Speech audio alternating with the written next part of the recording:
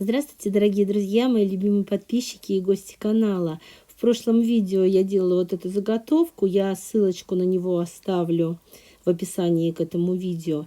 И сегодня я с этой заготовкой буду продолжать работать и буду делать уже изделие. Покажу, что получилось. Я буду вышивать. Конечно, я надела заготовку на пяльца. И буду вышивать вот этот шов, я даже не знаю, по-моему, называется плюмаж, но я могу ошибаться. Такие веточки я решила сделать. Трудно протыкается, потому что здесь и джинса достаточно плотная, и снизу еще вот основа тоже достаточно плотная такая ткань белая у меня. Но приходится. Или иголка у меня туповатая, надо было поострее взять. Ну, короче, сталкиваюсь с трудностями, героически их преодолеваю. Уже мозоли натерла от иголок, потому что я последние 2 месяца только делаю, что вышиваю. Надо с этим завязывать. Тем более, что сейчас скоро весна, начнется огород, и руки крупным планом будет показывать просто стыдно. Мне, кстати, мои зрители часто пишут, что ну почему вы вышиваете без наперстка? Это же трудно, тяжело. А мне наоборот, тяжело с наперстком. Я уже настолько привыкла без него уже за столько лет, да. Но опять же, мне не 10 лет, и заставлять приучаться к наперстку мне некому. Соответственно, я вот как привыкла, так и вышиваю. И натираю мозоли себе. Девочки, у нас в Подмосковье уже наступила весна, хотя она календарная как бы март, но никогда такого не было, чтобы была такая теплынь, чтобы мы уже копали на огороде в марте.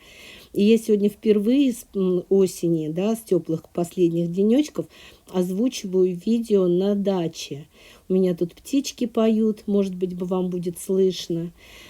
Вот. И здесь гораздо тише получается вокруг, чем у меня в квартире, тем более, что у нас в последнее время какие-то соседи постоянно что-то сверлят, делают ремонт, и поэтому я решила сегодня озвучивать на даче. Тепло, хорошо, и птички поют очень хорошо. Еще, кстати, подписчики мне многие говорили, что учатся по моим видео вышивать, но только при этом говорят, что очень быстро они не успевают. Девочки, я ускоряю каждое видео вот вышивальное в 2 раза. Не думайте, что это у меня так ловко получается, что я такой мастер Ли. Нет, я для того, чтобы не затягивать видео, ускоряю в 2 раза, а вы на любой платформе, на какой бы вы ни смотрели, вы можете зайти в настройки, шестереночку нажать, и скорость воспроизведения изменить. Можно сделать медленнее в 2 раза. Ну и если совсем не успеваете, ну нажимайте на паузу иногда. Еще и большое спасибо хочу сказать всем, кто пишет, что им очень нравится мой голос. Моей заслуги в этом нет. Вот какой есть у меня голос, такой он и есть. Тут я никаких от себя усилий не прикладывала, чтобы его как-то сделать себе голос. Вот. Но при этом еще многие пишут, что очень много говорю. Ну, здесь момент простой. Просто выключите звук, если не нравится вам слушать говорильню. Ну и все. И вопрос будет решен. Я принципиально не добавляю никакую музыку, потому что многие вышивальные видео и вообще рукодельные видео делают под музыку. Что-то делают, иногда субтитры пишут, титры. Вот. Но я решила, что вот у меня вот такой формат. Я буду разговаривать со своими зрителями. Мне очень понравилось сочетание вот этих 2 техник, потрепанный квилт и crazy квилт. Я так думаю, что вот эта техника, она вот смешанная из этих вот 2. Потому что crazy нашивается лоскутки на основу, но там, правда, прячутся швы. И потом вышиваются. Вот. Но при этом здесь от потрепанного квилта вот эти вот края, но тоже это не потрепанный квилт, как он классически выглядит, который шьется, ну, там одеяло, допустим, шьются. И опять же в crazy квилте закрываются швы вышивкой, а здесь, наоборот, швы у нас уже и так потрепанные, и их не надо вышивать, поэтому расшиваются сами лоскутки. Короче, мне очень понравилось вот это вот сочетание 2 техник. Еще одна зрительница написала, что вот в этой технике хорошо и интересно она хочет сделать наволочку. Девочки, но я вот не советую делать наволочку в этой технике, потому что мы на ней будем, если спать, то есть, ну, если это не декоративное, а именно чтобы спать. Очень много все-таки, может быть, этих маленьких ниточек, которые все равно в процессе использования немножечко вытаскиваются и могут попасть в дыхательные пути. Не нужно. Мне кажется, наволочка это лишнее.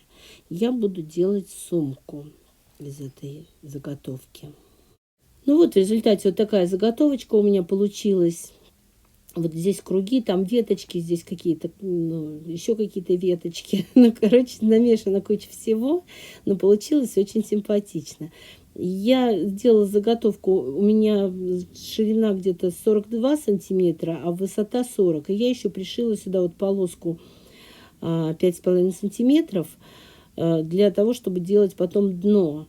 У меня получилось, что по краям 4 сантиметра я отступила. И вот здесь вот от полоски вот этой вот в результате получается 4 сантиметра. Уголки вот эти 4 на 4.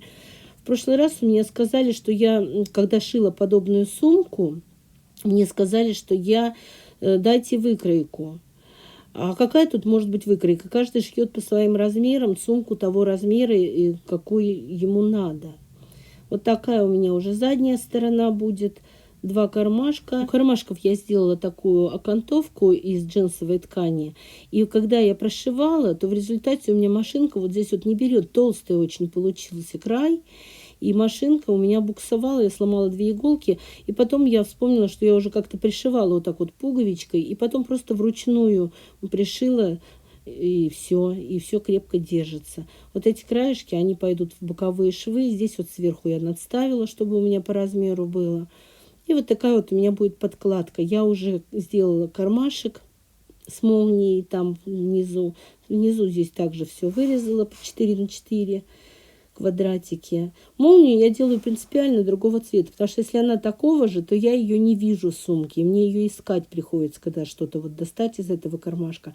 А когда она другого цвета, ну я же для себя делаю, поэтому мне вот как удобно, я так и делаю. Специально не стала делать молнию того цвета, какой у ткани цвет.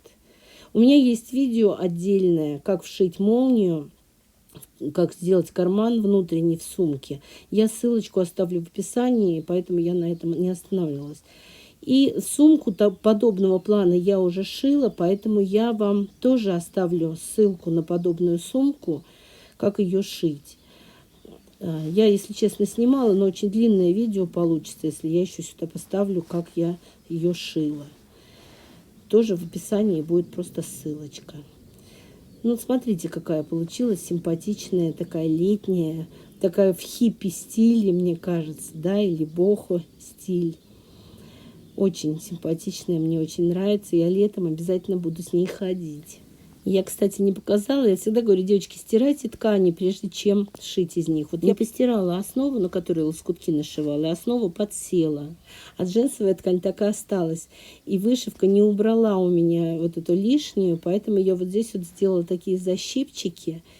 И лишнюю ткань в такие вот складочки убрала. По-моему, получилось даже интересно, когда вот такие складочки. Какие-то мошки зеленые, таракашки. Ну, вот с этим зеленым, желтым сочетается. Девочки, если вам понравилось это видео, ставьте лайк.